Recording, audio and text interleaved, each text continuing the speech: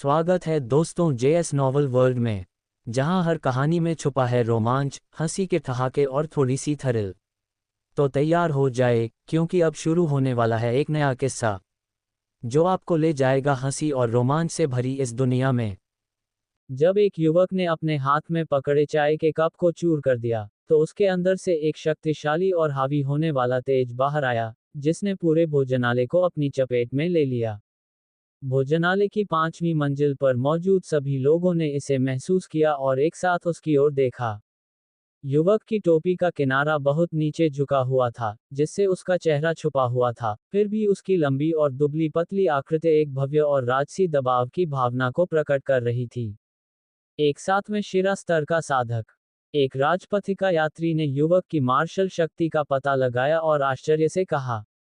युवक 20 वर्ष से कम का होना चाहिए, फिर भी इतनी कम उम्र में वह पहले से ही 7वें शिरा स्तर का साधक था। ये पूरे वरदान संप्रदाय के मानकों के अनुसार एक सच्चा प्रतिभाशाली था। चलो चलते हैं। उसी मेज पर एक दाढ़ी वाला बुजुर्ग भी था, जिसने बैंगनी रंग का अग्निलौ वाला वस्त्र पहना हुआ था। बुजुर्ग के भीतर कोई तेज महसूस नहीं हो रहा था, फिर भी उसकी आंखें बिजली की तरह चमक रही थी जब उसने युवक को देखा, और वह बिना किसी भाव के भोजनालय के निकास की ओर बढ़ गया। धड़ाम! युवक ने मेज पर एक स्वर्ण पत्र रखा, खड़ा हुआ और जल्दी से उसका पीछा किया।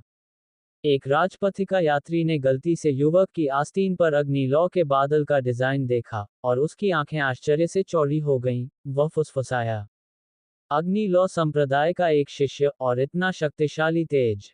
गहरे भूरे रंग की दाढ़ी वाले शिरा स्तर के एक साधक ने धीरे धीरे सांस छोड़ी और धीरे से कहा, तुम लोगों को अपनी जान बचाकर भागना चाहिए। वह बुजुर्ग कोई और नहीं बल्कि अग्निलौ संप्रदाय के सर्वोच्च आचार्य, ऋषि यिन हैं। अगर कुछ अनपेक्षित नहीं होता है, तो वह युवक उनका सीधा शिष्य है, वही आदित्य, जिसकी तुम लोग युगांतिका से तुलना कर रहे थे। अग्निलौ संप्रदाय के ऋषि यिन। ये संभव नहीं है। आदित्य, ये सचमुच वही है। 1 साल से भी कम समय में आदित्य पहले ही 7वें शिरा स्तर का साधक बन गया है। कितनी तेज प्रगति! युगांतिका पहले ही 8वें शिरा स्तर के चरम पर है। आदित्य का 7वें स्तर पर पहुंचना क्या अस्वीकार्य है। यह मत भूलो, आदित्य ने 10 सितारा दिव्य अस्त्र शक्ति को जागृत किया है और ऋषि यिन जैसे एक शक्तिशाली व्यक्ति का व्यक्तिगत मार्गदर्शन प्राप्त किया है। उसका इतनी तेजी से प्रगति न करना मुश्किल है। तुम मजाक कर रहे हो। वे इस छोटे से श्याम गरुड़ शिखर में कैसे आ सकते हैं? भीड़ बार बार आश्चर्यचकित हुई। खासकर वे लोग जो पहले आदित्य पर चर्चा कर रहे थे, अब कुछ हद तक भयभीत थे, मानो भूतों के द्वार से चल रहे हों। बादलों के ऊपर काले वस्त्र पहने युवक और बुजुर्ग कंधे से कंधा मिलाकर उड़ रहे थे। काले वस्त्र पहने युवक ने अपना लबादा उतार दिया, जिससे वह आदित्य के रूप में प्रकट हुआ। उसके मूल रूप से सुंदर बाएं चेहरे पर अब एक लाल दाग था जो लौ के आकार का था। 8वें शिरा स्तर का चरम। 9 तलवार कला का आदि रूप। शीर्ष 10 मुख्य शिष्य। धिक्कार है। उस लड़के ने कैसे साधना की? उसकी प्रगति इतनी तेज कैसे हो सकती है? आदित्य ने अपनी मुट्ठी को कसकर पकड़ा, भारी सांस ले रहा था, उसके भाव उत्तेजित भावनाओं से विकृत हो गए थे। युगांतिका को हराने के लिए उसने खुद को ज्वाला कुंड में बंद कर लिया था। विभिन्न भयानक ज्वालाओं को लापरवाही से निगल रहा था। कई बार लगभग मरते मरते बचा। उसके चेहरे पर ये दाग एक बार भयानक ज्वाला को निगलने के बाद वापस लगने से रह गया था। अथक प्रयास के माध्यम से आदित्य अंततः शिरा स्तर के अंतिम चरण में प्रवेश कर गया, अपनी साधना विधि और मार्शल कला के दायरे में तेजी से आगे बढ़ रहा था। आदित्य को विश्वास था कि उसकी वर्तमान साधना और शक्ति के साथ युगांतिका को हराना हाथ पलटने जितना आसान होगा। इसलिए वह तुरंत वरदान संप्रदाय लौट आया, युगांतिका को युद्ध के समझौते को पूरा करने और अपनी पिछली बदनामी को मिटाने के लिए खोज रहा था। श्याम गरुड़ शिखर से गुजरते हुए उन्होंने थोड़ा आराम किया, फिर भी ऐसी चौंकाने वाली खबर सुनने की उम्मीद नहीं की। यह एक गगनभेदी वज्र की तरह था। आदित्य को विश्वास नहीं हो रहा था कि एक बेकार आत्मा को जागृत करने वाला एक बेकार व्यक्ति उससे तेजी से प्रगति कर सकता है। मैंने सुना है कि उसकी पृष्ठभूमि मध्य भारत के प्राचीन जालान परिवार से संबंधित है। उसके पास असाधारण अनुभव होने चाहिए, जिससे उसे तेजी से आगे बढ़ने की अनुमति मिली। ऋषि यिन ने आदित्य को संबोधित करते हुए कहा, आदित्य, क्या तुम अभी भी अंदरूनी संप्रदाय का प्रांगण जा रहे हो? आदित्य ने अपने होंठ काटे, अनिच्छुक। गुरुवर, अगर मैं युगांतिका के खिलाफ अपनी पूरी ताकत लगाता हूँ, तो क्या मेरे पास जीतने का मौका है? ऋषि यिन ने गहराई से माथा टेका, अपना सिर हिलाया, मुश्किल है, बहुत मुश्किल है। अगर युगांतिका ने 9% तलवार कला के आदि रूप को नहीं समझा होता, तो ये ठीक होता। तुम्हारी जागृत दिव्य अस्त्र शक्ति के साथ साथ ही तुमने ज्वाला कुंड में कई तीव्र भयंकर ज्वालाएं और जन्मजात अग्नि तत्व निगल लिए हैं, तो तुम साधना के अंतर को नजरअंदाज कर सकते थे। दुर्भाग्यवश, वह पहले से ही एक अर्ध तलवार कला विशेषज्ञ है। उसकी तलवार कला भ्रम को काट सकती है और बुराई को खत्म कर सकती है। तुम्हारी दिव्य अस्त्र शक्ति उसके सामने काफी कमजोर हो जाएगी। साथ ही साधना का अंतर भी। ऋषि यिन ने अपनी बात जारी नहीं रखी। आदित्य का चेहरा सिकुड़ गया, अचानक रुक गया, ऋषि यिन को दृढ़ता से देखते हुए। गुरुवर, आप पहले वापस जाएं। ऋषि यिन रुक गए। आदित्य ने एक गहरी सांस ली, उसकी निगाह तेज और पैनी हो गई, यहाँ तक कि उसके चेहरे पर लगा लौ का दाग भी कांप रहा था। फिर उसने गंभीर रूप से कहा, मैं अकेले ज्वाला कुंड में जाने की योजना बना रहा हूँ। मैं युगांतिका को हराने तक संप्रदाय में वापस नहीं आऊंगा। तुम। ऋषि यिन आदित्य के संकल्प पर आश्चर्यचकित हुए, लंबे समय तक चुप रहे, फिर सिर हिलाया, चूंकि तुम्हारे पास ऐसी महत्वाकांक्षा है, तो मैं तुम्हें और नहीं समझाऊंगा। कुछ रास्ते वास्तव में तुम्हें खुद ही चलने होंगे। इसके अंदर वे चीजें हैं जिनका तुम उपयोग कर सकते हो, इसे ले लो। ऋषि यिन ने आदित्य को एक संग्रह दिव्य अंगूठी सौंपी। धन्यवाद, गुरुवर। जब मैं अगली बार वापस आऊंगा, तो मैं निश्चित रूप से आपको निराश नहीं करूंगा। आदित्य ने ऋषि यिन को नमन किया, अंदरूनी संप्रदाय का प्रांगण की दिशा में गहराई से देखा, फिर मुड़ा और चला गया। ऐसा लगता है कि भाग्य एक भूमिका निभाता है। युगांतिका तुम्हारा इम्तिहान है, और इसे पार करके ही तुम आसमान में उड़ सकते हो और महान उपलब्धियां हासिल कर सकते हो।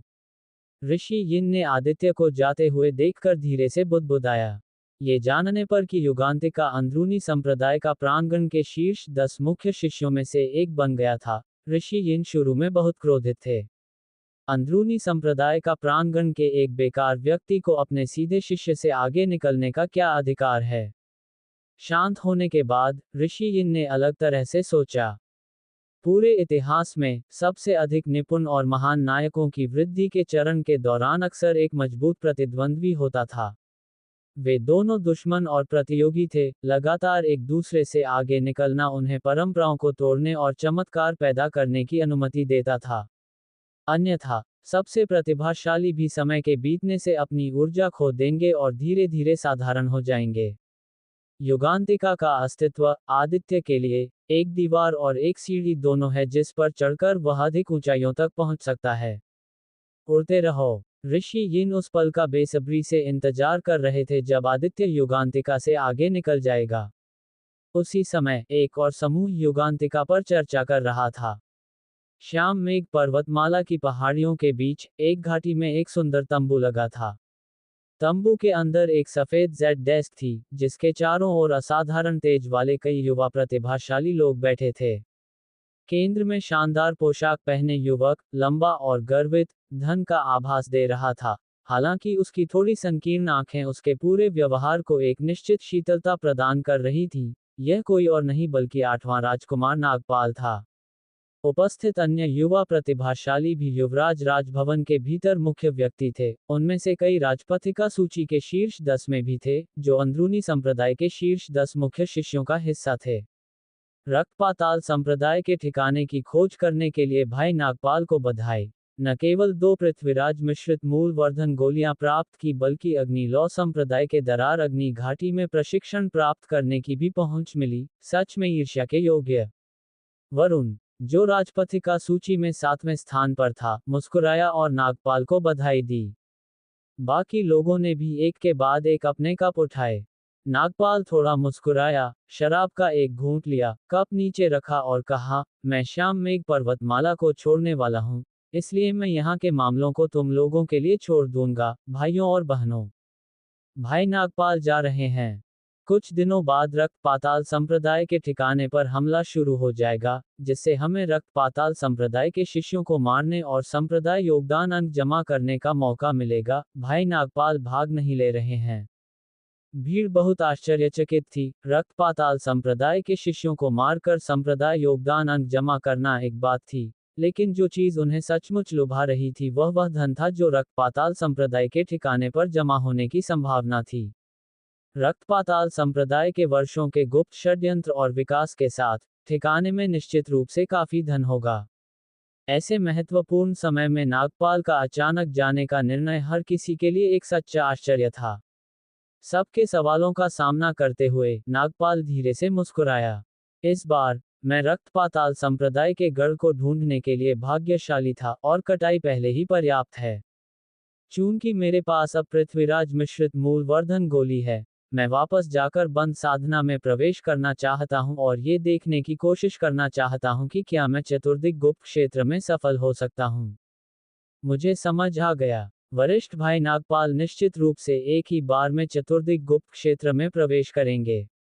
स्वाभाविक रूप से वरिष्ठ भाई नागपाल में उत्कृष्ट प्रतिभा है, साथ ही पृथ्वीराज मिश्रित मूलवर्धन गोली की सहायता से चतुर्दिक गुप्त क्षेत्र में प्रवेश करना हाथ पलटने जितना आसान है। एक बार जब आप चतुर्दिक गुप्त क्षेत्र में प्रवेश कर लेते हैं, तो हर भाव और हर हरकत असाधारण हो जाएगी। एक महान शक्ति स्तर के व्यक्ति बन जाएंगे जो सच्चे शिष्यों में रैंक करने में सक्षम हैं। तब तक वरिष्ठ भाई नागपाल, आपको हमारा ख्याल रखना चाहिए। जरूर। सभी की बधाइयों को सुनते हुए नागपाल ने धीरे से सिर हिलाया, फिर उसका भाव गंभीर हो गया। उसने कहा, हालांकि जाने से पहले मुझे एक और बात का निर्देश देना है। भीड़ ने नागपाल की आवाज में हत्या की भावना महसूस की और तुरंत शांत हो गई। नागपाल ने ठंडे लहजे में कहा, युगांतिका ने अमरेंद्र को हरा दिया और शीर्ष 10 मुख्य शिष्यों में से एक के रूप में पदोन्नत हो गया। मुझे लगता है कि तुम सभी को इसके बारे में पता है ना? हाँ। युगांतिका का नाम सुनते ही सभी के भाव तुरंत बदल गए। इस घटना से हुआ हंगामा नागपाल द्वारा रक्त पाताल संप्रदाय के गढ़ की खोज के बाद दूसरे स्थान पर था, और यह पहले ही पूरे वरदान संप्रदाय में फैल चुका था। वे कैसे नहीं जानते? राजपथिका सूची में 7वें स्थान पर वरुण ने दुश्मनी भरे भाव से कहा, उस लड़के ने बार बार हमारे युवराज राजभवन को उकसाया है, हमारे इतने सारे लोगों को घायल कर दिया है, और यहाँ तक कि आप वरिष्ठ भाई नागपाल का तिरस्कार करने की भी हिम्मत की है। ये तो बस बेकाबू है। वह मौत का हकदार है। एकदम सही। हमें इस व्यक्ति को गंभीर रूप से दंडित करना चाहिए, वरना हमारा युवराज राजभवन अपनी सत्ता कैसे बनाए रखेगा। उसे अपाहिज करने का एक मौका खोजो। उपस्थित सभी लोग एक हत्यारी आभा प्रकट कर रहे थे। युगांतिका ने अंदरूनी संप्रदाय के प्रांगण में इतना हंगामा किया, जिससे युवराज राजभवन की प्रतिष्ठा को ठेस पहुंची, और हर सदस्य उसे अपनी आंखों का कांटा मानता था। नागपाल ने शांति से कहा, इस बार रक्त पाताल संप्रदाय के गढ़ पर हमले में सभी अंदरूनी संप्रदाय के शिष्य भाग लेंगे। वह युगांतिका निश्चित रूप से संप्रदाय योगदान अंक अर्जित करने का मौका नहीं छोड़ेगा। अपनी आंखों में शीतलता की चमक के साथ नागपाल ने ठंडे लहजे में कहा, मेरी केवल एक ही मांग है, अगर तुम युगांतिका को देखते हो तो उसे बिना दया के मार डालो। उसे मार डालो। बोलने वाला पवन था, जो राजपथिका सूची में 8वें स्थान पर था। उसने थोड़ा माथा टेका और कहा, युगांतिका अब शीर्ष 10 मुख्य शिष्यों में से एक है और उसे दिव्य सम्राट संप्रदाय के सर्वोच्च आचार्य ने एक बंद द्वार शिष्य के रूप में लिया है। उसकी स्थिति अब वैसी नहीं रही। उसे इतनी खुलेआम मारना। नागपाल ने धीरे धीरे अपने हाथ में शराब का कप घुमाया और कहा, तुम्हें सफाई और निर्णायक रूप से काम करना चाहिए। अगर पकड़े भी जाते हो तो इससे कोई फर्क नहीं पड़ता। एक गिरा हुआ प्रतिभाशाली अब प्रतिभाशाली नहीं रहा, अनिवार्य रूप से बेकार है, खासकर एक नाकारा आत्मा वाला बेकार व्यक्ति। दिव्य सम्राट संप्रदाय के सर्वोच्च आचार्य ने शायद युगांतिका को एक सनक में बंद द्वार शिष्य के रूप में लिया। क्या वे एक मरे हुए बेकार व्यक्ति के लिए हमारे युवराज राजभवन के साथ संघर्ष शुरू करेंगे? संप्रदाय प्रमुख भी सहमत नहीं होंगे। वरिष्ठ भाई नागपाल सही कह रहे हैं। वरुण ने एक भयावह मुस्कान के साथ कहा, एक नाकारा आत्मा वाले व्यक्ति के लिए, मर गया तो मर गया। इसके अलावा, हम श्याम मेघ पर्वतमाला में हैं, जो राक्षसी जानवरों से भरा है, और रक्त पाताल संप्रदाय के शिष्य अक्सर यहाँ दिखाई देते हैं। 3 संप्रदायों के कितने शिष्य पहले ही यहाँ मर चुके हैं। एक और से क्या फर्क पड़ेगा? पवन कुछ चिंतित था। युगांतिका को कम मत समझो। उसने 9% तलवार कला के आदि रूप को समझा है और वह एक अर्ध तलवार कला विशेषज्ञ है, जो केवल 2 तलवारों से अमरेंद्र को घायल करने में सक्षम है। वह वास्तव में साधारण नहीं है, और अकेले में, मुझे यकीन नहीं है कि मैं निश्चित रूप से उसे हरा सकता हूँ। पवन, क्या तुम कह रहे हो कि तुम उस लड़के से डरते हो? वरुण ने पवन पर एक नज़र डाली और व्यंग्य किया। तो क्या अगर उसने 9% तलवार कला के आदि रूप को समझा और अमरेंद्र को हरा दिया? यह कोई बड़ी बात नहीं है। अगर मैं उससे मिलता हूँ, तो मैं उसे दिखाऊंगा कि पूर्ण शक्ति के सामने कुछ भी समझना बेकार है। केवल एक ही रास्ता है, मौत का। हालांकि वह जानता था कि युगांतिका ने केवल 2 तलवारों से अमरेंद्र को हराया था, लेकिन उसे यह एहसास नहीं था कि उन 2 तलवारों से अमरेंद्र गंभीर रूप से घायल हो गया था। उसने केवल यह मान लिया कि युगांतिका की शक्ति अमरेंद्र के समान थी।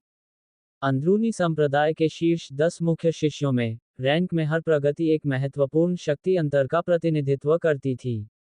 वरुण, जो 7वें स्थान पर था, का मानना था कि उसकी शक्ति 10वें स्थान वाले अमरेंद्र को कुचलने के लिए पर्याप्त थी, इसलिए वह युगांतिका को गंभीरता से नहीं लेगा। पवन क्रोधित नहीं हुआ और उसने उदासीनता से कहा, मुझे बस इस संभावना का डर है कि युगांतिका की शक्ति बहुत तेजी से बढ़ी है, लगभग राक्षसी। अमरेंद्र को हराकर, उसने अपनी पूरी ताकत का उपयोग नहीं किया होगा। अगर मैं गलत अनुमान लगाता हूं, तो क्या यह 8वें राजकुमार की योजना को बर्बाद नहीं कर देगा? वरुण ने अपनी भौहें सिकुड़ी, दुखी दिख रहा था। तुम दूसरों का मनोबल क्यों बढ़ा रहे हो? बहुत हुआ। 8वें राजकुमार नागपाल ने एक इशारे से दोनों को रोक दिया। कनिष्ठ बहन पवन की बातें बिना कारण के नहीं हैं। कुछ महीने पहले, वह लड़का केवल 6ठे शिरा स्तर पर था, फिर भी वह दिव्य सम्राट संप्रदाय के शिष्य अर्णव से भागने में कामयाब रहा। उसकी शक्ति कम समय में तेजी से सुधरी है, ये वास्तव में असामान्य है। सुरक्षित रहने के लिए, हमें और अधिक सावधान रहना चाहिए। थोड़ा सोचने के बाद, 8वें राजकुमार नागपाल ने अपनी उंगलियां स्वाइप की और एक बैंगनी जेड बॉक्स निकाला। बैंगनी जेड बॉक्स को देखकर उपस्थित युवा प्रतिभाशाली उत्साह से भर गए, और वरुण की सांसें भी तेज हो गईं। इस बॉक्स के अंदर पृथ्वीराज मिश्रित मूलवर्धन गोली है। अफवाह है कि यह राजशिरा को परिष्कृत कर सकती है और शिरा स्तर के विशेषज्ञों को चतुर्दिक गुप्त क्षेत्र में प्रवेश करने में मदद कर सकती है। एक कीमती और दुर्लभ अमृत। आवश्यक सामग्रियों की दुर्लभता और बनाने की कठिनाई के कारण, प्रत्येक गोली एक कीमती दुर्लभता है, और यहाँ तक कि 3 महान संप्रदायों में भी बहुत अधिक नहीं है। नागपाल ने बैंगनी जेड बॉक्स पवन को सौंप दिया। कनिष्ठ बहन पवन, अभी के लिए, तुम पृथ्वीराज मिश्रित मूलवर्धन गोली रखो। जो कोई भी युगांतिका का सिर लाता है, ये पृथ्वीराज मिश्रित मूलवर्धन गोली उसी की होगी। क्या? ये सुनकर, पवन चौंक गई, और अन्य युवा प्रतिभाशाली भी हतप्रभ थे, नागपाल को अजीब भाव से देख रहे थे। पवन ने खुद को कहने से नहीं रोक पाया, वरिष्ठ भाई नागपाल पृथ्वीराज मिश्रित मूलवर्धन गोली को एक इनाम के रूप में उपयोग करना चाहते हैं, युगांतिका के सिर पर इनाम रख रहे हैं। क्या वरिष्ठ भाई को नहीं पता? चतुर्दिक गुप्त क्षेत्र में प्रवेश करने के लिए केवल एक पृथ्वीराज मिश्रित मूलवर्धन गोली लेना पर्याप्त नहीं हो सकता है। अगर आपके पास 2 गोलियां हैं, तो प्रवेश करने की संभावना बहुत बढ़ जाएगी, कम से कम 2 या 3 गुना। पवन ने वास्तव में नागपाल से पृथ्वीराज मिश्रित मूलवर्धन गोली को एक इनाम के रूप में बाहर निकालने की उम्मीद नहीं की थी। नागपाल थोड़ा मुस्कुराया, बेपरवाह, निश्चिंत रहो, मेरे पास अपनी समझ है। एक पृथ्वीराज मिश्रित मूलवर्धन गोली मेरे लिए चतुर्दिक गुप्त क्षेत्र में प्रवेश करने के लिए पर्याप्त है। इस गोली को रखने के बजाय, क्यों न इसे तुम सभी को इनाम दिया जाए। इसके अतिरिक्त, मेरे पास ऐसा करने का एक और कारण है। नागपाल ने अपनी आंखें थोड़ी सिकुड़ी और कहा, अगर किसी भी मौके पर युगांतिका की शक्ति बहुत दुर्जेय है और तुम उसे मार नहीं पाते हो, तो तुम इस गोली का उपयोग गुरु वरदान से संपर्क करने और उससे युगांतिका को मारने के लिए कार्रवाई करने के लिए कह सकते हो। गुरु वरदान चतुर्दिक गुप्त क्षेत्र में प्रवेश करने में असमर्थ रहे हैं, और यह पृथ्वीराज मिश्रित मूल वर्धन गोली कुछ ऐसा है जिसे वह मना नहीं कर पाएंगे। वरिष्ठ भाई नागपाल ज्यादा सोच रहे हैं। ये तो बस एक युगांतिका को मारना है, दूसरों से मदद मांगने की कोई जरूरत नहीं। मैं निश्चित रूप से युगांतिका का सिर लूंगा और इसे वरिष्ठ भाई को भेंट करूंगा। वरुण ने पृथ्वीराज मिश्रित मूलवर्धन गोली को जलती हुई आंखों से देखा, यहां तक कि उसकी आवाज भी कांप रही थी। एक अकेली पृथ्वीराज मिश्रित मूलवर्धन गोली। यहां तक कि अगर यह उसे चतुर्दिक गुप्त क्षेत्र में प्रवेश करने में मदद नहीं करती है, तो भी यह राजपथिका सूची में उसकी रैंक को कई स्थानों से आगे बढ़ाने के लिए पर्याप्त होगी। ये लगभग एक कदम में शीर्ष पर पहुंचने का एक अवसर है। ऐसा स्वर्गीय अवसर वह किसी और को नहीं सौंपेगा। युगांतिका का सिर निश्चित रूप से उसका, वरुण का होगा। वरिष्ठ भाई नागपाल, निश्चिंत रहो, इस बार युगांतिका निश्चित रूप से मरेगा। पवन के अलावा, राजपथिका सूची के शीर्ष 10 में अन्य 2 शिष्य नीलाबर और जिन दोनों बैंगनी जेड बॉक्स को जलती हुई आंखों से घूर रहे थे, उनमें से हर कोई अपने दिल में ये योजना बना रहा था कि युगांतिका को कैसे मारा जाए और दूसरों से पहले पृथ्वीराज मिश्रित मूलवर्धन गोली पर कब्जा किया जाए। जहां तक पवन की बात है, वह भी इस दुर्लभ अमृत की बहुत इच्छा रखती थी। हालांकि वह स्वभाव से सतर्क थी और उसे युगांतिका से आगे निकलने का पूरा विश्वास नहीं था। उसकी शक्ति वरुण और दूसरों से एक कदम पीछे थी, इसलिए अगर वह प्रतिस्पर्धा करना चाहती थी, तो उसके पास कोई मौका नहीं था। बहुत अच्छा, मैं तुम्हारी अच्छी खबर का इंतजार करता हूँ। नागपाल के चेहरे पर एक संतुष्ट मुस्कान दिखाई दी जब वह खड़ा हुआ। इससे पहले, युगांतिका के प्रति उसकी नफरत काफी हद तक युवान जालान के कारण थी। अब जब युवान जालान मर चुकी थी, और वह चतुर्दिक गुप्त क्षेत्र में पदोन्नत होने वाला था ताकि एक महान शक्ति बन सके, तो उसने युगांतिका जैसे एक छोटे से व्यक्ति में रुचि खो दी और केवल उसे जल्द से जल्द खत्म करना चाहता था। अगर उसके पास समय होता, तो नागपाल युगांतिका का व्यक्तिगत रूप से ख्याल रखने में कोई आपत्ति नहीं करता, ताकि बाद वाले को उसे नाराज करने के परिणामों का स्वाद मिल सके। दुर्भाग्य से, उसके पास जरूरी मामले थे और उसे जाना पड़ा। जब वह तंबू के दरवाजे पर पहुंचा, तो नागपाल एक बार फिर रुक गया। याद रखो, उसे इतनी आसानी से मरने मत देना। वरुण ने अपनी आंखें थोड़ी सिकुड़ी, उसका चेहरा दुर्भावना से भरा हुआ था, और कहा, निश्चिंत रहो, वरिष्ठ भाई, अगर वह मेरे हाथ में आता है, तो मैं उसे बताऊंगा कि मरने से बेहतर क्या होता है। यह अच्छा है। नागपाल को किसी भी दुर्घटना के बारे में कोई चिंता नहीं थी। वरुण के अलावा, जो राजपथिका सूची में 7वें स्थान पर था, अन्य 2 सूची के शिष्य नीलाबर और जिन क्रमशः चौथे और छठे स्थान पर थे, जो युगांतिका को मारने के लिए पर्याप्त थे। यहां तक कि अगर किसी भी मौके पर कुछ अप्रत्याशित होता है, तो वे गुरु वरदान को उसकी सहायता के लिए पृथ्वीराज मिश्रित मूलवर्धन गोली की पेशकश कर सकते थे। गुरु वरदान का एक पैर चतुर्दिक गुप्त क्षेत्र में था और वह पूरे 3 संप्रदायों के अंदरूनी संप्रदाय के भीतर एक दुर्लभ प्रतिद्वंद्वी था। युगांतिका के पास गुरु वरदान के खिलाफ कोई मौका नहीं होगा, भले ही उसके पास 10 जीवन हो। इन शब्दों के साथ, नागपाल मुड़ा और बाहर चला गया। वरुण ने पृथ्वीराज मिश्रित मूलवर्धन गोली पर आखिरी नजर डाली और तंबू से बाहर चला गया। उसे पूरी व्यवस्था करने की जरूरत थी। जैसे ही युगांतिका श्याम मेघ पर्वतमाला पहुंचेगा, उन्हें तुरंत पता चल जाएगा। बाकी लोग भी एक एक करके चले गए। अंत में, तंबू में केवल पवन बची थी। अपने हाथ में बैंगनी जेड बॉक्स को देखते हुए उसने थोड़ा माथा टेका। नागपाल के शब्दों ने उसके संदेह को दूर नहीं किया था। यह एक अमूल्य इनाम था। पृथ्वीराज मिश्रित मूलवर्धन गोली, एक कीमती अमृत जिसका कोई भी शिरा स्तर का विशेषज्ञ सपना देखेगा, वह पृथ्वी स्तर की महान शक्तियों के लिए भी बेहद मूल्यवान थी। कई शिरा स्तर के विशेषज्ञ वर्षों तक कठोर साधना करते थे, कई वर्षों तक प्रवेश करने की उम्मीद करते थे, केवल 100 साल के प्रयास के बाद विफल होने और पछतावे के साथ मरने के लिए। अगर इन लोगों के पास एक पृथ्वीराज मिश्रित मूलवर्धन गोली होती, तो परिणाम पूरी तरह से अलग हो सकता था। ऐसा दुर्लभ अमृत, और नागपाल ने इसे इतनी आसानी से दे दिया, ये वास्तव में आश्चर्यजनक और खेदजनक था। ऐसा लग रहा था कि नागपाल युगांतिका का जीवन लेने के लिए दृढ़ था। पवन को मदद नहीं मिली, लेकिन उसे यह एक दया लगा, क्योंकि वह जानती थी कि इतना मूल्यवान इनाम दिए जाने पर युगांतिका के इस बार वापस नहीं आने की संभावना थी। एक नाकारा आत्मा को जागृत करना, अनगिनत कठिनाइयों को सहन करके शीर्ष 10 मुख्य शिष्यों में से एक बनना, केवल इसलिए मरना क्योंकि उसने गलत व्यक्ति को नाराज कर दिया, उसका रास्ता अचानक समाप्त हो गया। वज्र चोटी। रक्तपाताल संप्रदाय के एक गढ़ की खोज के बाद 3 दिन बीत चुके थे। गरज। कई दिन बीत गए, घाटी में गरज में थोड़ी भी कमी नहीं आई, इसके बजाय ये और मजबूत हो गया। हिंसक बिजली एक चाबुक की तरह लगातार मार रही थी, जो आदित्य को बार बार मार रही थी। आदित्य के चारों ओर केंद्रित पूरी घाटी एक विशाल वज्र गोले में बदल गई थी, जो चमकदार रूप से उज्ज्वल थी।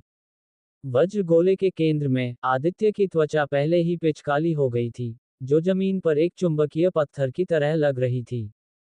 फिर भी वह बिना हिले डुले रहा, एक शांत भाव के साथ, एक बच्चे की तरह गहरी और लंबी सांस ले रहा था, मानो किसी भी शारीरिक दर्द से परे एक रहस्यमय दायरे में डूबा हुआ हो।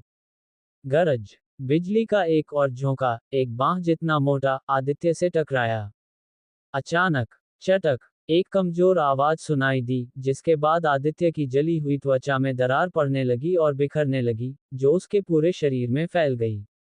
अंत में एक झटके के साथ उसकी जली हुई त्वचा इंच इंच करके बिखर गई और हवा के साथ बिखर गई, नीचे की त्वचा को प्रकट करते हुए मानो वह नई जन्मी थी, जो जैद से बनी हुई थी। चटक। बिजली का एक और झोंका टकराया, नई त्वचा पर लगा, फिर भी इसने कोई निशान नहीं छोड़ा, चुपचाप अंदर समा गया। अचानक त्वचा पर एक ठंडी, बिजली जैसी चमक दिखाई दी। इस क्षण में आदित्य ने अचानक अपनी आंखें खोली, उसकी निगाह बिजली की तरह तेज थी, और उसने शून्य में एक मुक्का मारा। गरज। मुंके से चकाचौंध करने वाली बिजली की चमक निकली, प्रचंड शक्ति के कारण हवा पानी की तरह हिलने लगी, परत दर परत ढह गई, जिसमें अनगिनत चटकने वाले बिजली के धागे भरे हुए थे। ये हो गया। आदित्य की आंखें चमक उठी, उसकी आवाज खुशी से भरी हुई थी। बिजली से भरी साधना के दिनों के बाद वह अंततः चमकीली त्वचा के दायरे में पहुंच गया और मुके की शक्ति में बिजली भर गई। इसका मतलब था कि उसने वज्र गोपनीय 3 स्वर्गों के शोधक वज्र स्वर्ग के पहले स्तर की खेती प्रवेश स्तर तक कर ली थी। हालांकि यह सिर्फ पहला स्तर है, इसका महत्व बहुत बड़ा है। आदित्य अपनी त्वचा के माध्यम से बिजली की कमजोर धागों को स्पष्ट रूप से महसूस कर सकता था, इसकी लचीलापन को बहुत बढ़ा रहा था, जिससे उसके शरीर और विस्फोटक शक्ति में काफी वृद्धि हुई। उस हाल के मुके के साथ उसने कोई भी मूल ऊर्जा नहीं डाली, न ही उसने किसी मार्शल कला तकनीक का उपयोग किया, फिर भी शक्ति पहले की तुलना में कम से कम 30% अधिक थी। इस क्षण में आदित्य ने पूरी तरह से वज्र का अर्थ समझा। वज्र। वज्र शरीर के साथ अपने उपयोग के लिए गरज को वश में करना। आदित्य अब केवल अपनी त्वचा के भीतर बिजली का एक धागा छिपा सकता था, अपने शरीर को परिष्कृत कर सकता था और उसे मजबूत कर सकता था। अगर वह वज्र गोपनीय 3 स्वर्गों को तीसरे स्तर की महान पूर्णता तक महारत हासिल कर लेता, तो केवल एक इशारे से वह एक हाथ से गरज को भी पकड़ सकता था, वज्र शक्ति की सच्ची महारत हासिल कर सकता था। ओह, 9वां शिरा स्तर। शांत होने पर आदित्य ने पाया कि उसके भीतर 73 राजशिरा थे। उसे पता ही नहीं चला, उसकी साधना ने बाधा को तोड़ दिया था, 9वें शिरा स्तर में कदम रखा था। क्या ये वज्र गोपनीय 3 स्वर्गों का अभ्यास करने से मेरे शरीर का परिवर्तन हो सकता है? आदित्य ने एक संभावना के बारे में सोचा। शरीर शोधक विशेषज्ञ शारीरिक शरीर को मजबूत करके क्षमता को उत्तेजित करते हैं, राजशिरा को जागृत करते हैं। मूल ऊर्जा की खेती शरीर को संशोधित करती है, जबकि शरीर शोधन मूल शरीर को भी मजबूत करता है। दोनों स्वाभाविक रूप से अविभाज्य हैं और एक दूसरे के पूरक हैं। यहाँ तक कि महान शक्ति स्तर के विशेषज्ञ, हालांकि शरीर शोधक विशेषज्ञ नहीं हैं, उनके पास सामान्य शिरा स्तर के विशेषज्ञों से अधिक शारीरिक शरीर की शक्ति होती है। कारण चाहे जो भी हो, वज्र गोपनीय 3 स्वर्गों और साधना दोनों में प्रगति निस्संदेह आदित्य के लिए एक महान आशीर्वाद था। अपनी मूल योजना के अनुसार वज्र गोपनीय 3 स्वर्गों में महारत हासिल करने के बाद वह 9वें शिरा स्तर पर प्रभाव डालने के लिए लघु मिश्रित मूलवर्धन गोली का सेवन करने का इरादा रखता था। अब इसकी कोई आवश्यकता नहीं है, जिससे उसे काफी प्रयास की बचत हुई। अब 3 संप्रदायों के अंदरूनी संप्रदाय के भीतर शायद अग्नि लौ संप्रदाय के वीरेंद्र ही मेरे साथ युद्ध करने के लिए योग्य हैं। आदित्य की आंखों में दृढ़ता और आत्मविश्वास की चमक थी। धूपस्थ संप्रदाय में युवान जालान ने एक बार उल्लेख किया था कि 3 संप्रदायों के अंदरूनी संप्रदाय के भीतर केवल 4 लोग उसके साथ द्वंद्व युद्ध करने के लिए योग्य थे। युवान जालान के अलावा अन्य 3 अंदरूनी संप्रदाय के वरिष्ठ भाई, अग्निलौ संप्रदाय के प्रमुख वीरेंद्र और अंदरूनी संप्रदाय के दूसरे शिष्य जिन थे। अब जब उसकी साधना नई ऊंचाइयों पर पहुंच गई थी, तो उसे शायद केवल अग्निलौ संप्रदाय के वीरेंद्र से डरना था। जहां तक कौन जीतेगा, ये केवल एक सच्चे युद्ध में ही पता चलेगा। अपना सिर हिलाते हुए उसे 3 दिन पहले सुनी गई 5 घंटी की आवाजें याद आईं। 5 घंटी की आवाजें, ये संप्रदाय का युद्ध का आह्वान है, कुछ बड़ा हुआ होगा। संप्रदाय का अलार्म हर अंदरूनी संप्रदाय के सदस्य को पहचान टोकन के माध्यम से सूचित किया जाएगा, और आदित्य ने स्वाभाविक रूप से इसे भी महसूस किया। हालांकि 3 दिन पहले वह वज्र गोपनीय 3 स्वर्गों की खेती में एक महत्वपूर्ण क्षण में था, इसलिए उसने इस पर कोई ध्यान नहीं दिया। मुझे गुरु से पूछने जाना चाहिए। शोधक वज्र स्वर्ग को पहले स्तर तक खेती करने और अपनी साधना में एक सफलता हासिल करने के बाद आदित्य ने अपनी एकांत साधना जारी नहीं रखने का फैसला किया। अपनी मूल ऊर्जा को सक्रिय करके गरज को अलग करने के लिए आदित्य साफ कपड़े के एक सेट में बदलने वाला था।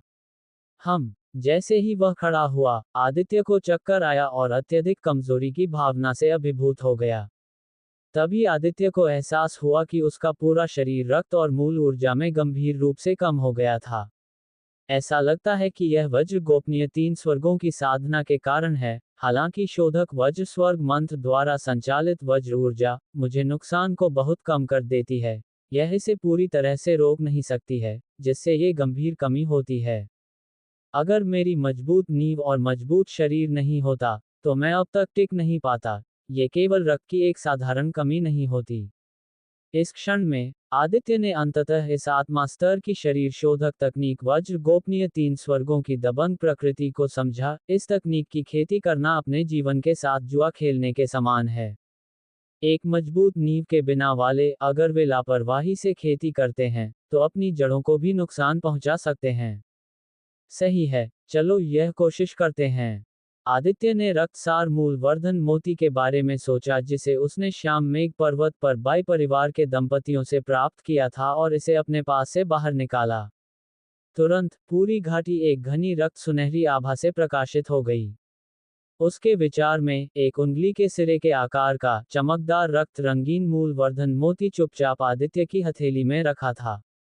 रक्त मोती सांस लेने की तरह धड़क रहा था, जीवन शक्ति से भरा हुआ था। रक्त आभा का उसका उछाल आसपास के गरज को पीछे हटने का कारण बन रहा था। रक्तसार मूलवर्धन मोती की प्रभावकारिता का परीक्षण करने के लिए उत्सुक, आदित्य ने एक गहरी सांस ली और इसे अपने मुंह में रखा, फिर पालथी मारकर बैठ गया। अगले ही पल एक ज्वलंत रक्त प्रकाश आदित्य के मुंह से चमका, जो उसके अंगों और हड्डियों के माध्यम से नीचे बह रहा था। अंततः उसके शरीर को भी रक्त सुनहरी आभा के धागे उत्सर्जित करने का कारण बना। ये तीव्र रक्त आभा के भागने की घटना थी। लापरवाह होने की हिम्मत नहीं करते हुए आदित्य ने रक्तसार मूलवर्धन मोती से उत्सर्जित रक्त के सार को परिष्कृत करने पर पूरी तरह से ध्यान केंद्रित किया। केवल एक धूप जलाने में लगने वाले समय के भीतर आदित्य ने रक्तसार मूलवर्धन मोती को बाहर थूका। उसके चेहरे पर आश्चर्य और खुशी प्रकट हुई। इतने कम समय में उसका पहले से कमजोर शरीर लगभग पूरी तरह से बहाल हो गया था। कम हुआ रक्त और सार पूरी तरह से भर गया था। वास्तव में यह एक दिव्य कलाकृति है, जिसे खेती करने में एक सहस्राब्दी लगती है। रक्त औषधीय जड़ी बूटी से बहुत अधिक प्रभावी। आदित्य रक्तसार मूलवर्धन मोती की प्रभावकारिता से बेहद संतुष्ट था, यहाँ तक कि उसकी उम्मीदों से भी परे। एक महत्वपूर्ण क्षण में ये रक्तसार मूलवर्धन मोती वास्तव में एक जीवन रक्षक है। इसके अलावा इस मोती के साथ जब भी युद्ध शक्ति को बढ़ाने के लिए रक्त दहन गोली लेने की आवश्यकता होती है, तो अब कोई चिंता नहीं है। सच में एक महान खजाना। सावधानीपूर्वक रक्तसार मूलवर्धन मोती को दूर रखते हुए आदित्य ने अपने कपड़े बदले और शिखर महल की ओर बढ़ा। शिखर के भव्य हॉल में सर्वोच्च आचार्य नीलांबर अभी अभी आए थे। पहले ही 6 दिन हो चुके हैं, युगांतिका अभी भी एकांत साधना में है। एक ही बार में वज्र गोपनीय 3 स्वर्गों की साधना पूरी करने की योजना बना रहा है। सर्वोच्च आचार्य नीलांबर कुछ हद तक आश्चर्यचकित थे। सर्वोच्च आचार्य अर्णव ने प्रशंसा के साथ टिप्पणी की, और कुछ नहीं, इस लड़के का दृढ़ता सबसे मजबूत है जो मैंने कभी देखा है। शोधक वज्र स्वर्ग का पहला स्तर। साधना की शुरुआत में शरीर शोधन के लिए वज्र ऊर्जा को बुलाने की आवश्यकता होती है, जो ब्लेड के पहाड़ पर चढ़ने और आग के समुद्र में गोता लगाने के समान है, खुद को तेल के कड़ाही में उबालना। सामान्य रूप से कोई भी इसे सहन नहीं कर सकता है। मैं शुरू में मुश्किल से आधे दिन तक टिक सकता था, फिर भी वह पूरे 6 दिन तक टिका रहा। दृढ़ता और इच्छाशक्ति का ये स्तर वास्तव में सराहनीय है। सर्वोच्च आचार्य नीलांबर ने सिर हिलाया। कोई आश्चर्य नहीं कि उसके तलवार पथ का दायरा इतनी तेजी से प्रगति कर गया। तलवार पथ हृदय साधना पर जोर देता है, जो तलवार कला की शक्ति का स्रोत है। ऐसी दृढ़ता और इच्छाशक्ति के साथ उसकी तलवार पथ की साधना का आगे न बढ़ना मुश्किल है। एक ठहराव के बाद सर्वोच्च आचार्य नीलांबर ने जारी रखा, हालांकि वज्र गोपनीय 3 स्वर्ग एक आत्मा स्तर की शरीर शोधक तकनीक के रूप में कुछ ऐसा नहीं है जिसे रातों रात महारत हासिल की जा सकती है। तुम्हें उसे याद दिलाना चाहिए ताकि यह एक बाधा न बन जाए और संभवतः उसकी जड़ों को नुकसान पहुंचाए, इसे एक बुरी स्थिति में बदल दे। हाँ, मैं भी ऐसा ही सोचता हूँ। अगर वह आज नहीं रुकता है, तो मैं हस्तक्षेप करूंगा। सर्वोच्च आचार्य अर्णव वज्र गोपनीय 3 स्वर्गों की खेती की कठिनाई को अच्छी तरह से जानते थे। सफलता केवल उत्साह से प्राप्त नहीं होती है, क्योंकि अत्यधिक जोखिम लेने से किसी की मेरिडियन को भी नुकसान हो सकता है। सर्वोच्च आचार्य नीलांबर ने हॉल के बाहर देखा। कल रक्त पाताल संप्रदाय के गढ़ पर हमला करने का दिन है ना? वास्तव में? सर्वोच्च आचार्य अर्णव ने सिर हिलाया। दोनों चुप हो गए। एक बार जब युद्ध छिड़ जाता है, तो अज्ञात संख्या में लोग मारे जा सकते हैं। इस क्षण में युगांतिका गुरु को सम्मान देता है। युगांतिका की आवाज हॉल में गूंजी। ओह, लड़का एकांत साधना से बाहर आ गया है। सर्वोच्च आचार्य अर्णव ने एक भान उठाई, तो अंदर आओ। युगांतिका ने हॉल में प्रवेश किया और 2 बुजुर्गों को सम्मानपूर्वक नमन किया। सर्वोच्च आचार्य अर्णव हंसे। युगांतिका, आखिरकार तुम एकांत साधना से बाहर आ गए हो। वज्र गोपनीय 3 स्वर्गों की तुम्हारी पहली साधना इतनी देर तक चली है। तुम्हारे गुरु नीलांबर को अभी अभी तुम्हारे साथ किसी भी दुर्घटना के होने की चिंता थी। युगांतिका ने माफी मांगी। 2 गुरुओं को चिंतित करने के लिए क्षमा करें। वह देख सकता था कि दोनों गुरु वास्तव में उसके बारे में चिंतित थे। जब तक तुम ठीक हो। सर्वोच्च आचार्य नीलांबर थोड़ा मुस्कुराए। युगांतिका ने पूछा, गुरुवर, 3 दिन पहले संप्रदाय का अलार्म किस बारे में था? क्या संप्रदाय में कुछ महत्वपूर्ण हुआ? ये सुनकर सर्वोच्च आचार्य अर्णव और सर्वोच्च आचार्य नीलांबर ने एक दूसरे को देखा, यह महसूस करते हुए कि वे इसे छिपा नहीं सकते थे। सर्वोच्च आचार्य नीलांबर ने समझाया, 3 दिन पहले नागपाल ने श्याम मेघ पर्वतमाला में एक रक्त पाताल संप्रदाय के गढ़ की खोज की। 3 संप्रदायों ने संयुक्त रूप से उस पर हमला करने का फैसला किया है और युद्ध कल से शुरू होगा। नागपाल ने रक्त पाताल संप्रदाय के गढ़ की खोज की। युगांतिका की आंखें सूक्ष्म रूप से हिल गईं। अचानक उसकी एकांत साधना के दौरान ऐसी एक महत्वपूर्ण घटना हुई। एक गहरी सांस लेते हुए युगांतिका ने अपने हाथों को मिलाया। गुरुवर, मैं तुरंत श्याम मेघ पर्वतमाला के लिए निकलूंगा। सर्वोच्च आचार्य नीलांबर ने थोड़ा माथा टेका। क्या तुम नागपाल के लिए जा रहे हो? सर्वोच्च आचार्य अर्णव ने कहा, युगांतिका, तुम्हें अभी संप्रदाय के भीतर वज्र गोपनीय 3 स्वर्गों की खेती पर ध्यान केंद्रित करना चाहिए और अन्य मामलों पर कोई ध्यान नहीं देना चाहिए। युगांतिका ने सिर हिलाया। गुरुवर, मैं सिर्फ नागपाल के लिए नहीं जा रहा हूँ। रक्त पाताल संप्रदाय का पुनरुत्थान एक अपरिहार्य निष्कर्ष है, कोई भी इस आपदा से बच या भाग नहीं सकता है। ये युद्ध मुझे प्रशिक्षण के लिए एक दुर्लभ अवसर भी प्रदान करता है। युगांतिका ने सच कहा। नागपाल का जीवन वह निश्चित रूप से लेना चाहता था। हालांकि उसके लिए सबसे महत्वपूर्ण चीज ये युद्ध थी। रक्त पाताल संप्रदाय के गढ़ को घेरने वाले 3 महान संप्रदाय, रक्त की बाढ़ का परिणाम निश्चित है। कितनी मार्शल आत्मा सार हो सकती है। अगर वह एक बड़ी मात्रा को निगल सकता है, तो उसकी शक्ति निस्संदेह बढ़ जाएगी। उसकी श्यामला कला को भी तोड़ने के लिए मार्शल आत्माओं को निगलने की आवश्यकता थी। इस कारण से ही वह इस युद्ध को छोड़ नहीं सकता था। न तो सर्वोच्च आचार्य अर्णव और न ही सर्वोच्च आचार्य नीलांबर युगांतिका की योजना को समझ पाए। सर्वोच्च आचार्य नीलांबर ने सलाह दी, युगांतिका, मैं जानता हूं कि तुम बहुत मजबूत हो, लेकिन नागपाल कोई साधारण प्रतिद्वंद्वी नहीं है। अगर वह अकेला होता, तो शायद तुम्हारे पास कुछ मौका होता, लेकिन उसके साथ राजपथिका सूची के शीर्ष 10 से कई शिष्य हैं, प्रत्येक दुर्जेय। सर्वोच्च आचार्य अर्णव ने भी सिर हिलाया। युगांतिका मुस्कुराया, गुरुओं को चिंता करने की आवश्यकता नहीं है। नागपाल को मारना मेरे हाथ पलटने जितना आसान है। क्या? युगांतिका के शब्दों को सुनकर सर्वोच्च आचार्य अर्णव और सर्वोच्च आचार्य नीलांबर दोनों चौंक गए, क्षण भर के लिए प्रतिक्रिया करने में असमर्थ रहे। शुरू में दोनों ने युगांतिका को रक्त पाताल संप्रदाय के ठिकाने की खोज के बारे में सूचित नहीं करना चाहा, क्योंकि वे उसे श्याम मेघ पर्वतमाला में उद्यम करने की कामना नहीं करते थे। रक्त पाताल संप्रदाय के ठिकाने पर इस हमले के लिए अंदरूनी संप्रदाय के शीर्ष 10 मुख्य शिष्यों में से लगभग सभी शामिल थे, जिसमें नागपाल भी शामिल था। पिछली बार युगांतिका ने अंदरूनी संप्रदाय के युवराज राजभवन में हंगामा किया था। उसने स्पष्ट रूप से नागपाल को बाहर आने के लिए चुनौती दी थी। ये स्पष्ट है कि अगर दोनों मिलते हैं, तो यह निस्संदेह एक जीवन या मृत्यु का युद्ध होगा। सर्वोच्च आचार्य अर्णव अपने कठिन अर्जित शिष्य को इतनी जल्दी किसी भी दुर्घटना का सामना करने की कामना नहीं करते थे। युगांतिका ने कोई स्पष्टीकरण नहीं दिया, केवल एक विचार के साथ उसने सीधे वज्र गोपनीय 3 स्वर्गों को सक्रिय कर दिया। गुनगुन गुनगुन गुनगुन। युगांतिका के मुट्ठी की त्वचा हिलने लगी, और उसकी त्वचा पर एक क्रिस्टलीय चमक फैल गई। करीब से देखने पर कोई भी देख सकता था कि उसकी त्वचा पर मिनट के बिजली के धागे नाच रहे थे। विनाश की एक आभा अचानक पूरे हॉल में फैल गई। ओह, यह क्या है? सर्वोच्च आचार्य नीलांबर की आंखों में एक अजीब रोशनी चमक उठी।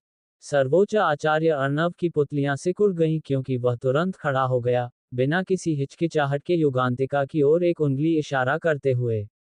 धमाका! एक विशाल गर्जने वाली उंगली युगांतिका की ओर नीचे की ओर दबाव डाल रही थी।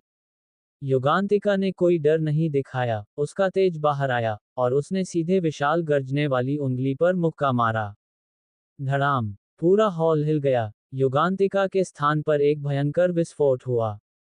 अगले ही पल, युगांतिका प्रकाश की शानदार चमक से बाहर आया। उसके शरीर पर कंपन कर रहे प्रवाह अद्भुत रूप से पानी की तरह उसकी त्वचा में रिस गए। ये देखकर सर्वोच्च आचार्य अर्णव ने एक गहरी सांस ली। युगांतिका के ठीक सामने खड़े होने के लिए आगे बढ़े। उसकी आंखें चमक गईं, मानो वह एक दुर्लभ खजाने को देख रहा हो। तुम्हारी त्वचा चमक रही है और तुम्हारे मुंह की शक्ति गरज जैसी है। क्या तुमने वज्र गोपनीय 3 स्वर्गों में महारत हासिल कर ली है? युगांतिका ने स्पष्ट रूप से उत्तर दिया, मैंने शोधक वज्र स्वर्ग के पहले स्तर में ही महारत हासिल की है, मुश्किल से प्रवेश स्तर पर। मुश्किल से प्रवेश स्तर पर। सर्वोच्च आचार्य अर्णव के पास कहने के लिए शब्द नहीं थे। वज्र गोपनीय 3 स्वर्गों में महारत हासिल करने के लिए 6 दिन। इसमें समझ का एक असाधारण स्तर, मार्शल कला की प्रतिभा का एक असाधारण स्तर होना चाहिए। शरीर शोधक तकनीकों की खेती करना सबसे कठिन है, और वज्र गोपनीय 3 स्वर्ग एक 10 सितारा आत्मा स्तर की शरीर शोधक तकनीक है। एक साधारण व्यक्ति 1 साल के भीतर भी कुछ भी हासिल नहीं कर पाएगा। सर्वोच्च आचार्य अर्णव को खुद ही बुनियादी बातों को समझने में 1 या 2 महीने लगे थे। फिर भी युगांतिका 6 दिनों में प्रवेश कर गया और दावा किया कि यह सिर्फ मुश्किल से पास हो रहा था।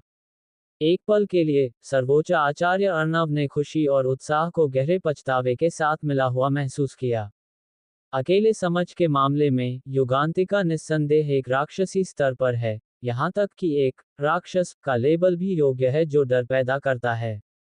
दुर्भाग्य से ऐसा लगता है कि स्वर्ग प्रतिभावान से ईर्ष्या करता है, किसी भी चीज को बहुत सही होने देने से इनकार करता है, जिससे इस प्रतिभाशाली को एक बेकार नाकारा आत्मा को जागृत करने का कारण बनता है। सर्वोच्च आचार्य नीलांबर ने युगांतिका पर एक नजर डाली और कहा, युगांतिका, तुमने 9वें शिरा स्तर में प्रवेश कर लिया है ना? जब साधना एक महान क्षेत्र को पार करती है, तो आदिम श्वास तकनीक अप्रभावी हो जाती है। एक सच्चे आचार्य स्तर के शक्तिशाली व्यक्ति के रूप में सर्वोच्च आचार्य नीलांबर ने एक नज़र में युगांतिका की साधना को देखा। हाँ, युगांतिका की आंखों में तेज रोशनी फीकी पड़ गई। 9वें शिरा स्तर में प्रवेश करने और शोधक वज्र स्वर्ग के पहले स्तर में महारत हासिल करने के साथ तुम्हें वास्तव में अब नागपाल से डरने की आवश्यकता नहीं है। यहाँ तक कि अगर अप्रत्याशित चीजें होती हैं, तो तुम्हें बिना किसी नुकसान के भागने में सक्षम होना चाहिए। सर्वोच्च आचार्य नीलांबर ने सिर हिलाया और सर्वोच्च आचार्य अर्णव पर एक नजर डाली। सर्वोच्च आचार्य अर्णव एक पल के लिए चुप रहे, फिर कहा, चूंकि तुम जाने पर जोर देते हो, तो मैं तुम्हें और रोकने की कोशिश नहीं करूंगा। हालांकि, जब तुम श्याम मेघ पर्वतमाला पहुंचते हो, तो बहुत सावधान रहना। तुम्हें न केवल नागपाल से सावधान रहना चाहिए, बल्कि रक्त पाताल संप्रदाय के शिष्यों से भी। युगलान क्षेत्र समूह में एक पूर्व अधिपति स्तर की शक्ति के रूप में रक्त पाताल संप्रदाय की गहरी नींव है, और उनके शिष्य न केवल रक्तपात और दुष्ट हैं बल्कि कई रहस्यमय तकनीकों के भी मालिक हैं। तुम्हें अत्यधिक सावधानी बरतनी चाहिए। इसे ले लो। बोलते हुए सर्वोच्च आचार्य अर्णव ने युगांतिका को एक क्रिस्टल गेंद सौंपी। क्रिस्टल गेंद एक ड्रैगन की आंख के आकार की, पारदर्शी थी और उसमें नीले प्रकाश का एक पूल था, जो कभी कभी बिजली के साथ चमकता था, एक जीवंत भावना प्रदर्शित करता था। यह क्या है? यह एक सच्चा चमकता आदिम मोती है। एक बार जारी होने पर, यह सच्चे आचार्य स्तर से नीचे किसी भी व्यक्ति के हमलों का सामना कर सकता है। हालांकि, इसे केवल एक बार ही इस्तेमाल किया जा सकता है। इसे एक महत्वपूर्ण क्षण में उपयोग करना। एक मूल्यवान वस्तु। युगांतिका की आंखें चमक उठीं। ये वास्तव में एक जीवन रक्षक खजाना था। एक सच्चे आचार्य स्तर के गुरु होने से यह अलग है। धन्यवाद, गुरुवर। रक्त पाताल संप्रदाय का ठिकाना श्याम मेघ पर्वतमाला के मध्य क्षेत्र में स्थित है, जो संप्रदाय से लगभग 1,00,000 मील दूर है। अगर तुम अभी जल्दी करते हो, तो तुम समय पर नहीं पहुंच पाओगे। मैं अपने सवारी को तुम्हें एक सवारी दूंगा। सर्वोच्च आचार्य अर्णव ने अपने हाथों से ताली बजाई। अगले ही पल, चीख, एक जोरदार चीख दूरी से गूंजती हुई आई। बादलों के बीच बिजली की एक चमक दिखाई दी, जो एक पल में आ गई। यह एक राजसी राक्षसी जानवर था। राक्षसी जानवर एक विशाल बाज जैसा था, जिसकी विशाल काया थी, जिसका पंख 20 या 30 मीटर से अधिक था। उसके पंजे लोहे के हुक की तरह थे, और उसके पूरे शरीर के पंख बिजली के धागे उत्सर्जित कर रहे थे। ये ठीक यही धागे थे जिन्होंने अपनी भयानक गति को सक्षम किया, युगांतिका के पूरी गति से यात्रा करने से भी तेज। केवल एक नज़र में, युगांतिका ने खुद पर एक पहाड़ जैसा दबाव महसूस किया। यह मेरी सवारी है, 6 सितारा राक्षसी जानवर रजत पंख वज्रबाज। इस पर सवारी करने से तुम्हें समय पर श्याम मेघ पर्वतमाला तक पहुंचने में मदद मिलनी चाहिए, सर्वोच्च आचार्य अर्णव ने कहा। 6 सितारा राक्षसी जानवर। युगांतिका का दिल थोड़ा कांप गया। कोई आश्चर्य नहीं कि इसने उस पर इतना दबाव डाला। एक 6 सितारा राक्षसी जानवर, जो पहले से ही एक स्वर्गीय स्तर की महान शक्ति के बराबर था, शायद एक ही पंजे से उसे टुकड़े टुकड़े कर सकता था। काश मेरे पास ऐसी सवारी होती। युगांतिका ने केवल संक्षेप में सोचा, फिर इसे खारिज कर दिया, ये जानते हुए कि ऐसा शक्तिशाली राक्षसी जानवर कुछ ऐसा नहीं था जिसे वह अभी तक वश में कर सकता था। 2 गुरुओं को अपना धन्यवाद व्यक्त करने के बाद, युगांतिका ने तेजी से रजत पंख वज्रबाज की चौड़ी और सपाट पीठ पर छलांग लगाई। जैसे ही वह निकलने वाला था, युगांतिका को कुछ याद आया और उसने सर्वोच्च आचार्य नीलांबर से पूछा, गुरुवर, वरिष्ठ बहन युवान जालान कैसी हैं?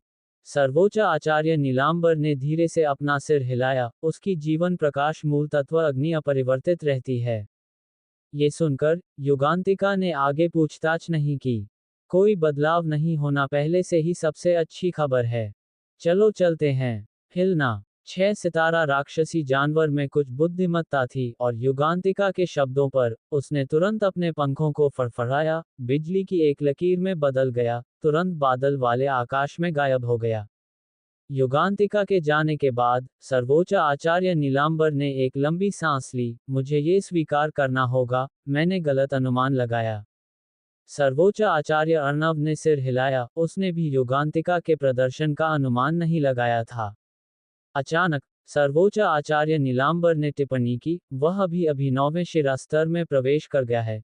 वह पहले से ही गुरु वरदान, युवान जालान और अन्य के बराबर है। अगर वह 9वें शिरा स्तर के चरम पर पहुंचता है, तो उसके पास क्षेत्र सूची पर स्थान के लिए मुकाबला करने का मौका हो सकता है। सर्वोच्च आचार्य अर्णव ने आह भरी, यह इतना आसान नहीं है। युगलान क्षेत्र समूह में दर्जनों राष्ट्रों में केवल 100 लोग क्षेत्र सूची में होने के लिए योग्य हैं, उनमें से कोई भी किसी भी पहलू में कमी नहीं है। युगांतिका का स्वभाव और समझ उनमें से किसी से भी कम नहीं हो सकता है, लेकिन उसकी मार्शल आत्मा। ये सुनकर सर्वोच्च आचार्य नीलांबर भी चुप हो गए। तो दोस्तों, ये था आज का सफ़र जेएस नॉवल वर्ल्ड के साथ, जहां हर कहानी में होता है ट्विस्ट और थोड़ी सी मस्ती। अगर आपको मज़ा आया तो लाइक, शेयर और सब्सक्राइब करना मत भूलिएगा। मिलते हैं अगले एपिसोड में, तब तक बने रहिए जेएस नॉवल वर्ल्ड की अद्भुत दुनिया के साथ।